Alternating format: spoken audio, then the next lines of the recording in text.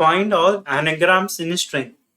Anagrams होता क्या है, अगर आपके पास मान लो एक स्ट्रिंग है एबीसी, तो इसके जितने भी वेरिएशंस बनेंगे ना, वो इसके एनाग्राम्स है। जैसे कि बी ए सी या सी ए बी या जित और भी जो भी। तो आपको आइडेंटिफाई करना है किसी एक बड़े स्ट्रिंग में एक छोटे स्ट्रिंग के कितने एनाग्राम्स बन सकते हैं और उनके स्टार्टिंग इंडेक्सेस क्या क्या है। फॉर एग्जाम्पल यहाँ पे एबीसी का एक एनाग्राम है, सी बी है, आप देख सकते हो सेम लेटर्स हैं, सेम फ्रीक्वेंसी में है, वो यहाँ पे। उसी तरह से एक और है ए बी बी ए सी, तो ये दो एनाग्राम्स बनते हैं यहाँ पे। तो इसको आइडेंटिफाई आप करोगे कैसे?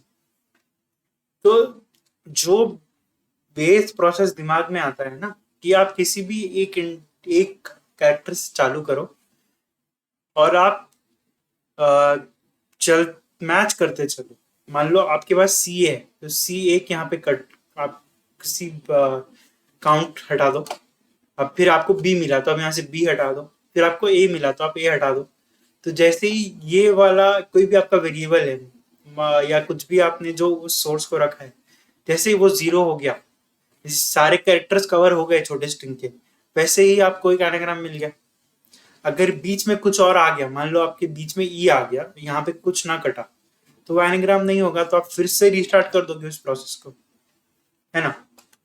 तो मान लो आप सी पे चालू कर रहे हो, तो आप पहले आगे चलते जाओगे, आपको सी बी ए मिल गया तो आप यहाँ रुक गए। फिर आपने नेक्स्ट इटरेशन में बी पे चालू करा, फिर आपने बी ए ई किया, ई ऐसी आया, आपको समझ में आ गया कि ये तो हो ही नहीं सकता, तो आपने छोड़ दिया। फिर नेक्स्ट में आपने ए से चालू किया, फिर आप आगे बढ़े, फिर ई आया तो आप रुक गए। तो इस प्रोसेस में आप देखो बहुत आपका टाइम कॉम्प्लेक्सिटी क्या बन रहा है, आपको हर डिजिट के लिए वापस से पूरे अरे पे इटरेट करना पड़ रहा है, और वर्स्ट केस ये ओ एन स्क्वायर बन जाएगा। तो इसको ऑप्टिमाइज आप कैसे करोगे? एक पास में करने का ट्राई करेंगे, ठीक है। तो एक पास में करने के लिए हमको क्या चाहिए, हम यहाँ पे नोट कर सकते हैं, हमने देखा है अरे के प्रॉब्लम्स में भी। देखो ये बीच वाला पोर्शन है ना, आप बार बार कंप्यूट कर रहे हो। जैसे बी है आपने कंप्यूट किया, फिर से यहाँ पे आपने ए फिर से कंप्यूट किया। तो ये रिपीटेशन को हटाने के लिए हम क्या करेंगे, हम एक पास में चलते जाएंगे।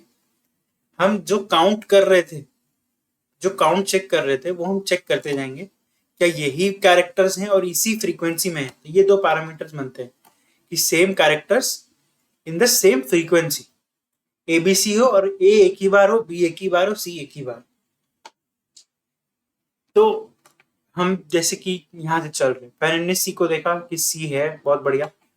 फिर हम आगे बढ़े, बी है बहुत बढ़िया, फिर ए है बहुत बढ़िया। तो ये हमने रिजल्ट में ऐड कर लिया।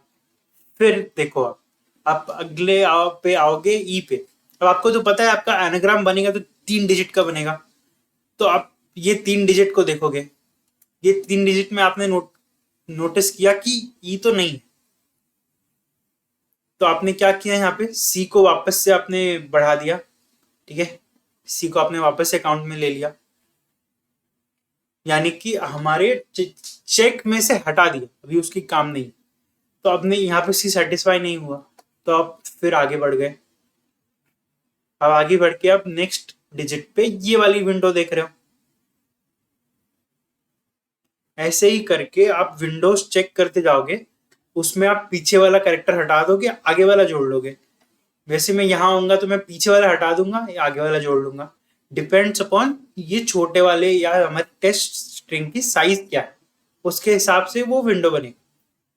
इसका एक तो जो हमने सब प्रॉब्लम्स आइडेंटिफाई किए कि ये ही डिजिट्स हों और इतने ही फ्रीक्वेंसी में हो, इसको सॉल्व करने के लिए हमने पहले भी देखा है और अभी भी इंट्यूटिवली यही आता है कि या तो हम एक हैश मैप रख लें, या हैश मैप के अलावे जो हम कर सकते हैं वो ये है कि हम एक अरे बना लें जिसमें हर एक इंडेक्स एक कैरेक्टर को डिफाइन करता हो, जैसे ए बी सी। तो हम उस तरह से उसका फ्रीक्वेंसी नोट करते चले जाएं। फिर हम क्या करेंगे, जब यहाँ पे हम चेक करेंगे ना, मान लो कि हम यहाँ पे हैं सी, तो हमने सी को हटा दिया, जीरो कर दिया, ये समझ गए। कि ये तो अब है हमारे अरे पे। जैसे हमने काउंट रखा होगा कोई वेरिएबल काउंट का, ताकि हम डिजिट्स टोटल नंबर आइडेंटिफाई कर पाए, तो उसको हम 2 कर लेंगे। वैसे ही हम नेक्स्ट पे आएंगे तो ये बी भी 0 हो गया, फिर नेक्स्ट पे आएंगे तो ये ए 0 हो गया और हमको एक सोल्यूशन मिल गया, यहाँ पे काउंट 0 हो गया। अब क्या होगा, जैसे हम ई पे गए तो ई पे जाने के लिए सबसे पहले हमको सी को वापस जोड़ना पड़ेगा, तो सी को हमने वापस कर दिया 1। ई है नहीं तो हमने उसको स्किप करके और आगे बढ़े, तो ए ई बी कंसिडर होगा ना। ए ई बी में देखो ई नहीं है, बी नहीं है, सिर्फ ए है। इसके लिए हमने पहले ये बी को वापस से 1 किया, क्योंकि हम बी को छोड़ रहे हैं, उसके आगे वाला को कंसिडर कर रहे हैं। तो इसी तरह से इस विंडो को स्लाइड करते करते ये सोल्यूशन बन जाएगा ओ एन टाइम में। इसका यही कोड है। हमने एक नया अरे बना लिया, अरे पे हमने फ्रीक्वेंसीज नोट कर ली। फ्रीक्वेंसीज नोट करने के बाद हम वापस से उस हमारे स्ट्रिंग पे उस विंडो को बना के इटरेट करना चालू कर रहे हैं, जहां हमारे विंडो का साइज मैच हुआ। ठीक है, विंडो का साइज कैसे मैच हम जज कर सकते हैं, या तो लेफ्ट राइट माइनस लेफ्ट रख सकते हैं, और उससे बेटर होगा कि हम एक काउंट का वेरिएबल रख लें, ताकि देखो आपका राइट माइनस लेफ्ट तो चेंज होता रहेगा, पर साथ में काउंट भी सेटिस्फाई होना चाहिए। तो हमने यहाँ छोटे वाले स्ट्रिंग का साइज ले लिया। फिर हम क्या करें, जैसे कि हमको मिलते जा रहा है, जैसे मैंने एग्जांपल में रन करके बताया, अगर हमको वो कैरेक्टर मिल गया तो हम उसकी तो टोटल काउंट भी कम कर देंगे, उसकी फ्रीक्वेंसी भी कम कर देंगे। अगर जैसे ही काउंट 0 होगा, हमको पता है कि हमको वो इंडेक्स मिल गया, लेफ्ट को हम पुश कर देंगे रिजल्ट्स में। एल्स क्या हुआ, अब मान लो आपने पीछे वाले को छोड़ के आगे वाले को ले लिया, तो आप पीछे वाले की फ्रीक्वेंसी बढ़ा दोगे और काउंट भी वापस बढ़ा दोगे अगर सेटिस्फाई नहीं करता है। तो इस तरह से हमको ओवन टाइम ओवन स्पेस में मिल गया। अब हम इस फ्रीक्वेंसी को कैलकुलेट कैसे कर रहे हैं, ये मैंने बहुत सारी वीडियोस में ऑलरेडी बोला है, पर फिर से अगर आपको एसटी और कैरेकोड का मतलब नहीं पता है तो आप मेरी यूनिकोड वाली वीडियो देख सकते हो, उसमें मैंने बहुत डिटेल में एक्सप्लेन किया है।